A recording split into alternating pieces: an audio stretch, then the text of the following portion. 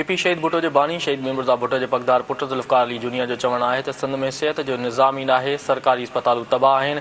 टंडे जाम में मीडिया से ॻाल्हाईंदे ज़ुल्फ़िकार भुट्टो जूनियर जो चवण हो तो सरकारी अस्पतालूं तबाह थियण सबबि ख़ानगी अस्पताल में आवाम के फुरियो वञे थो। हुन चयो त सिंध में ख़ानगी अस्पताल में सिरिंज ॿीहर इस्तेमाल करण सबबि एड्स तेज़ी से पकड़जी रही है। अवां खे आगाह कर रहा आहियूं। अहम ख़बर के हवाले से पीपी शहीद भुट्टो के बानी शहीद मीर मिर्ज़ा भुट्टो के पगदार पुट ज़ुल्फ़िकार अली जूनियर जो चवण है तो सिंध में सिहत जो निज़ाम ई नाहे, सरकारी अस्पतालूं तबाह आहिनि। टंडे जाम में मीडिया से ॻाल्हाईंदे ज़ुल्फ़िकार भुट्टो जूनियर चयो त सरकारी अस्पतालूं तबाह थियण सबबि ख़ानगी अस्पताल में आवाम के फुरियो वञे थो।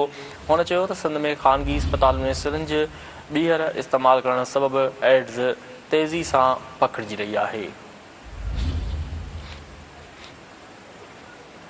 पीपी शहीद भुट्टो के बानी शहीद मीर मिर्ज़ा भुट्टो के पगदार पुट ज़ुल्फ़िकार अली भुट्टो जूनियर जो चवण है तो सिंध में सिहत जो निज़ाम ई नाहे, सरकारी अस्पतालूं तबाह आहिनि।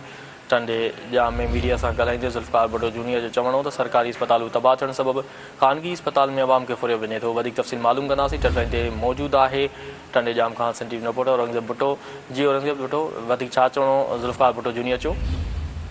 जी बिल्कुल जूनियर ज़ुल्फ़िकार अली भुट्टो टंडो जाम में जो लगाई गोठ में पहुतो जिते एड्स बाबत जागरूकता मुहिम जेका हली उन जो मेहमान ख़ास हुयो।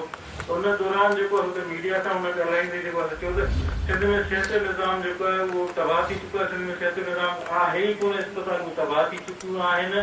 सिंध में सरकारी सिहत निज़ाम तबाह थियण सबबि जेको चाहे थो तो वो ख़ानगी अस्पताल खोले वेठो आहे।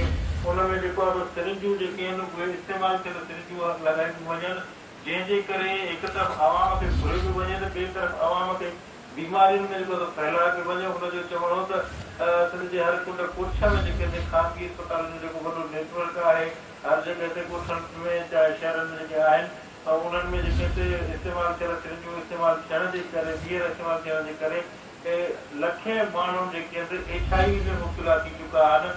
जूनियर ज़ुल्फ़िकार भुट्टो जो वधीक चवण हुयो त सरकार पाकिस्तानी सरकार चए पई त 70 खां 80,000 HIV पॉजिटिव केस आहिनि ऐं आलमी सिहत इदारो जेको 4 लख ॾेई रहियो आहे, पर हक़ीक़त में पाकिस्तान में 20 लख खां मथे जेके HIV पॉजिटिव आहिनि, जंहिंजे करे जेको ऐं जिन जो हुन ज़िम्मेवार जेको आहे तो घणे क़दुरु सरकारी अस्पताल कराए थो त सरकारी अस्पतालूं जेके आहिनि उतां ई इहे जेके हिन जा मुतासिर जेके आहिनि उहे इलाही निकिता आहिनि।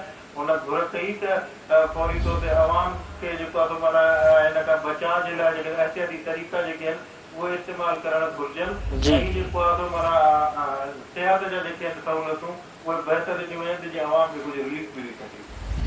ठीक है, औरंगज़ेब तफ़सील ॾियण लाइ वॾी महिरबानी।